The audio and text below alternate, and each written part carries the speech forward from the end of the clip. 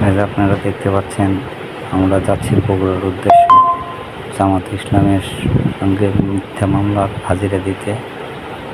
17 বছর কষ্ট করে এখনও আমরা কাঠগড়ায় পার হতে হচ্ছে।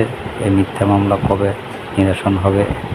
এই যে দেখতে পাচ্ছেন আমরা সবাই এই যে কোর্টের বারান্দায়, আমরা এলাঙ্গি ইউনিয়নের 14 জন আসামি। এই যে আমরা প্রতি মাসেই আমাদের হাজিরা দিতে হয়। দেখতে পাচ্ছেন আমরা হাজিরা সেরে নেমে যাচ্ছি।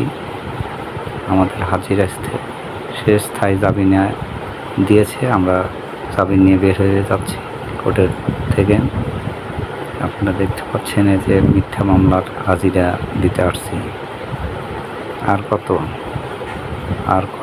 করতে হবে কোর্টের বারান্দায়, আপনারা দেখতে পাচ্ছেন।